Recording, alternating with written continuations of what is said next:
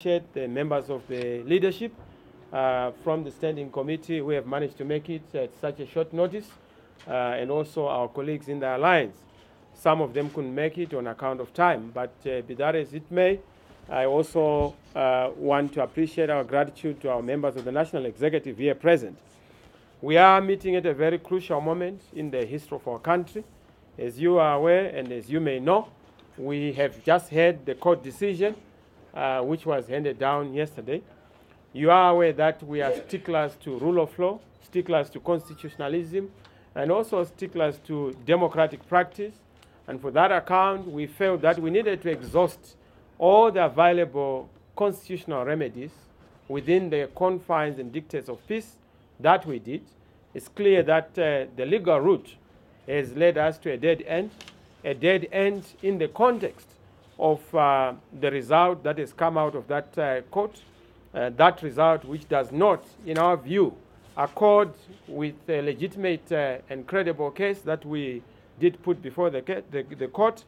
Needless to say, ladies and gentlemen, I want to reconfirm and confirm our position that yes, we respect the court, the Constitutional Court, but not only because it is a court that is expected by all of us who are law-abiding to respect issues of law and constitutionalism, but also as myself being concerned, I am an officer of court, and being an officer of court, I'm alive to my professional court, which is to respect the views and decisions of the court.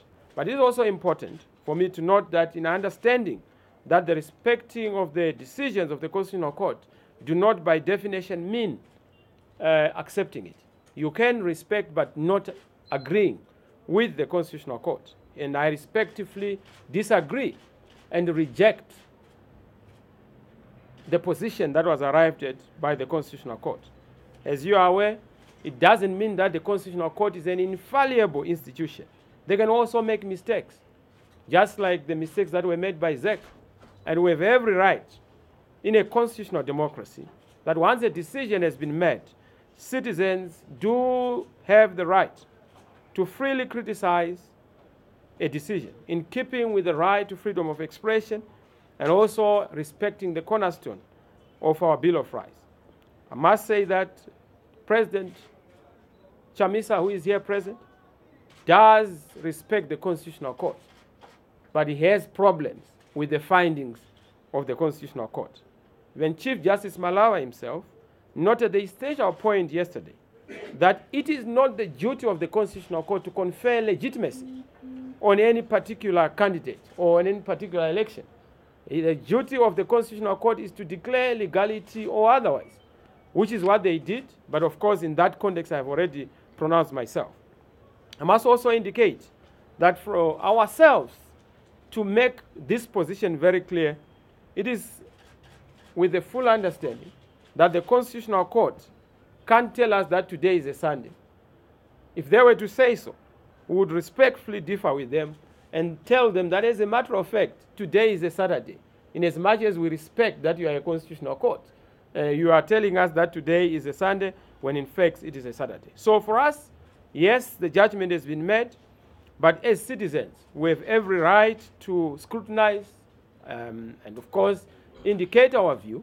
As far as we are concerned, we have a view that is contrary to the view that has been taken by the Constitutional Court.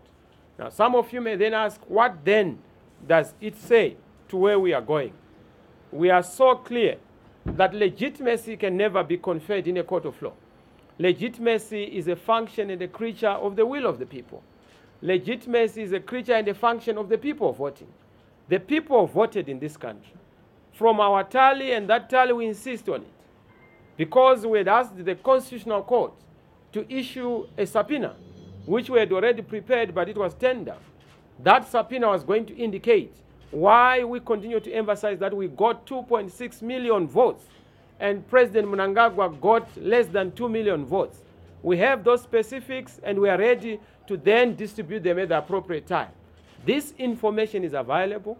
It was part of our subpoena, and that's why we wanted to subpoena the Constitutional Court Commission, the commissioners of the Zimbabwe Electoral Commission to come and then justify that issue.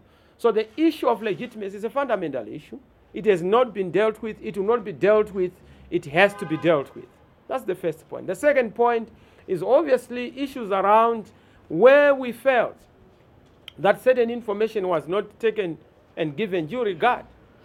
We would have expected ZEC to be quizzed by the Constitutional Court on certain of the anomalies, announcing 3 different results. That cannot be condoned. We would have expected the Constitutional Court to also delve into matters of the credibility of our messages around the issue of the subpoena, because the subpoena is actually primary evidence. And also to be confused by the court. As you know, in the timber case, this party, the MDC, went to the court and requested our courts to reopen the residual material. It was clearly ruled that in a harmonized election, you can't ask the court to open ballot boxes. And we respected it. Even in our own recent matter, where Chimini is a candidate in one of the constituencies in Mutasa South, they've also said that we can't open the ballot boxes for a recount. But the same court also says that you were supposed to go back and ask for the ballot boxes to be reopened. But why should the ballot boxes be reopened for things that we do not want? We are not going to be able to get the mathematical issues in the ballot box. If anything, it's just a confirmation of the same problem. So why should we do the obvious? If you see somebody who is pregnant, why should you even worry about where they got the pregnancy? The fact is that they are pregnant, and you must start from that so that you are able to move on. It's a fact that does not require any further validation or verification. Now, in terms of going forward, I've heard what has been said by Mr. Mnangagwa, that he accepts the court decision. Yes, he may accept the court decision, but the court decision is not the people's decision. He must be able to look at the reality that the people who voted do not believe in him. Over 50%, even by the disputed facts by ZEC, do not believe in Mr. Mnangagwa.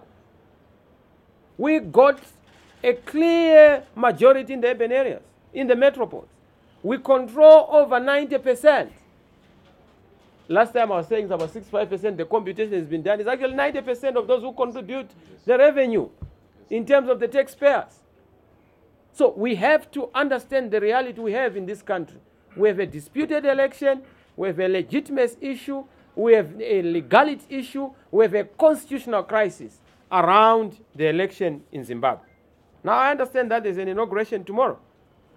That does not take away, even if they are going to inaugurate tonight, in the next hour, that does not resolve the issue of legitimacy, which has to be resolved by going back to the people of Zimbabwe and respecting them in terms of their will. What are the fundamental problems we need to resolve?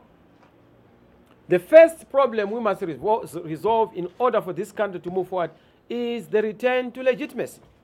Let the election be respected. Let the will of the people be respected. I saw even last night, ZANU-PF were trying frantically to try and cause people to celebrate. But they couldn't. They couldn't even celebrate themselves because they know that it's fiction. They did not win this election. The election was won, and they know the winner of the election. President Mnangagwa knows who won the election. Vice President Chiwenga is even more convinced on who won the election. Go and ask him. And he must be honest to himself and give the people of Zimbabwe the right to the actual election. So the issue of legitimacy is the first one. The second one is the issue of a credible, free and fair election in Zimbabwe. You must know that President Tsvangirai, who is my predecessor, has had problems with this thing. We thought that with President Tsvangirai having gone, and may his soul rest in peace, with also Mr. Mugabe having exited the political stage, we were going to have a fresh start. But the new actors are having the same old act of disputed elections. Why? Because we have fundamental problems around the independence of the Zimbabwe Electoral Commission. ZEC is not independent.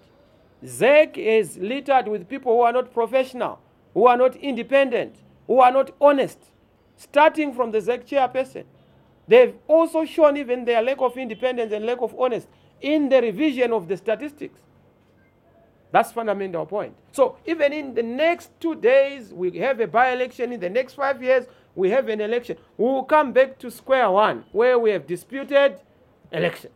Now, we need to move forward and say, let's have fundamental reforms on the second aspect to deal with the issue of disputed elections in Zimbabwe, but respecting the will of the people.